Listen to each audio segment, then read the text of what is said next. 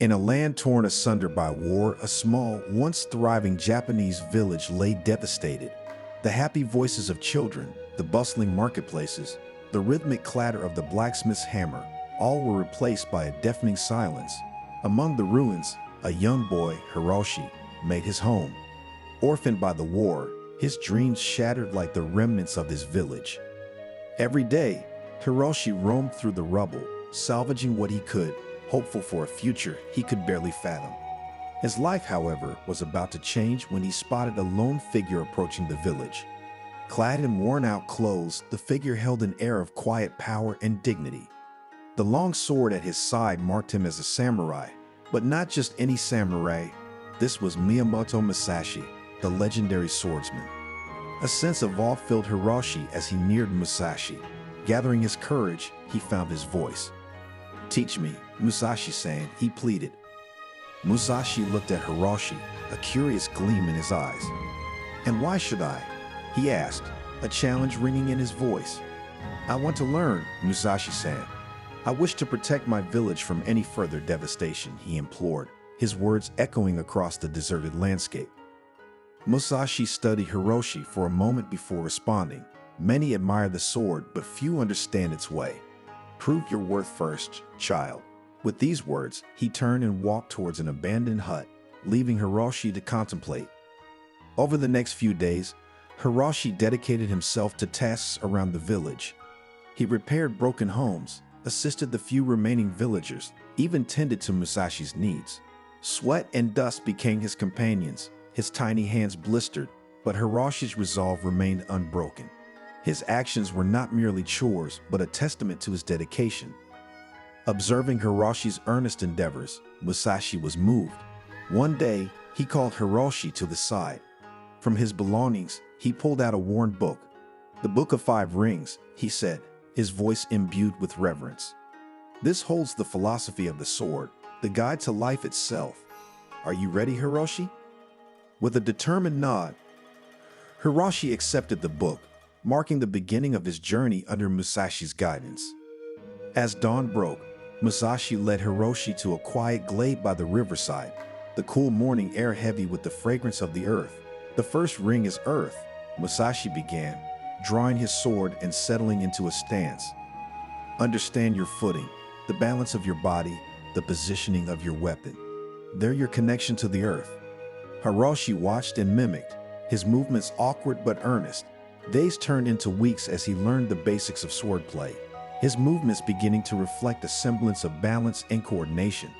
He learned to maintain his footing, to move with grace and strength, his sword an extension of his will. As Hiroshi grew adept with the Earth Ring's principles, Musashi introduced the next phase.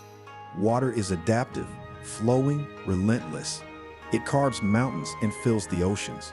Such should be your sword and spirit. Training intensified as Hiroshi attempted to grasp the fluidity of water. He learned to adapt his movements, flow with his opponent's attacks, and strike with precision. However, this phase brought struggles. Frustrations arose as Hiroshi stumbled over complex techniques, his sword movements still unrefined. Doubt clouded his mind. Was he worthy? Could he truly learn the way of the sword? Seeing Hiroshi's turmoil, Musashi offered wisdom. "Your journey mirrors life, Hiroshi. Struggles and failures are but stepping stones, not barricades. Rise, young one. For it is in overcoming our fears we find our true strength." Emboldened, Hiroshi renewed his efforts. His movements gradually grew smoother, his understanding deeper. He was learning to flow like water, resilient against adversities, molding to situations, overcoming his doubts and fears. Just when Hiroshi thought he was finding his rhythm, Musashi introduced the fire ring. Fire is aggressive, vibrant, consuming. In battle, it manifests as quick decisions, spontaneous attacks. Fire reflects the realities of war, its intensity, its chaos. The specter of the village's destruction, the image of war, loomed large in Hiroshi's mind. He was determined to ensure such a tragedy didn't repeat itself. His training reflected this determination. Musashi put him through grueling sessions, mimicking real battle situations. Hiroshi was no longer just a boy with a sword but a warrior in training. Hiroshi learned to integrate aggression into his movements, using spontaneity to surprise imaginary enemies. Each parry, each thrust, bore the intensity of his resolve, the flame of his spirit. Sweat dripped from his brow. His muscles screamed in protest, but his eyes bore an unyielding flame. One day, Hiroshi's training got interrupted. An ominous stillness enveloped the village as the rogue samurais who had once ravaged it returned. They were warriors without honor, leaving devastation in their wake. With arrogant laughter, they challenged the legendary Musashi to a duel. Their eyes gleamed with anticipation, relishing the prospect of defeating the famed swordsman. However, to their surprise, a young figure stepped forward instead. Hiroshi, no longer a mere boy but a warrior shaped by the lessons of Musashi, stood before them. His grip tightened around his sword, and his gaze held a steely determination. The rogue samurai sneered at his audacity, but Hiroshi remained undeterred. The air around him was thick with tension as he faced the rogue samurais. His heart pounded in his chest, adrenaline surging through his veins. But Hiroshi recalled the Earth Ring's principles, grounding himself, steadying his racing heart. He felt the earth beneath his feet, the weight of the sword in his hands, reminding him of his purpose. The battle began with a fury. Hiroshi struggled initially, the rogue's blows pushing him back. His movements were reactive, not controlled. Doubt crept in, but then he remembered the water ring. He let go of his rigidity, allowed his movements to flow and adapt, making him unpredictable. He dodged, parried, and countered their attacks with newfound fluidity. The fire ring lessons emerged next. His heart pounded with adrenaline, matching the intensity of the fiery spirit within him. Hiroshi lunged and slashed with spontaneous aggression, catching his opponents off guard. His resolve shone in each swift movement, his strikes ringing with the force of his conviction. Gradually, the tides turned. Hiroshi, integrating the principles of the earth, water, and fire rings, overpowered the rogue samurais. Their arrogant laughter was replaced with disbelief as one by one, they fell before the young warrior. As the last rogue samurai fell, a triumphant silence descended upon the village. Hiroshi, the young orphan, had become his protector. As Hiroshi stood amidst the fallen rogue samurais, his breath ragged but his spirit triumphant, the villagers looked on in awe. The boy who once wandered through their ruined homes was now their savior. Hiroshi had not only won their respect, but also discovered a profound sense of self-fulfillment within him. That evening, as the sun set, painting the sky with hues of orange and gold, Musashi approached Hiroshi. A look of pride twinkled in his eyes as he spoke. "Your triumph marks your passage into the wind ring, Hiroshi." Musashi explained the essence of the wind ring, the understanding and respect for one's enemies. Knowing your enemy is knowing yourself. Respecting your enemy is respecting the sword. Hiroshi pondered over this, realizing his victory over the rogues was not just physical prowess, but understanding their tactics, respecting their strengths while exploiting their weaknesses. Days passed as Hiroshi explored the nuances of the wind ring.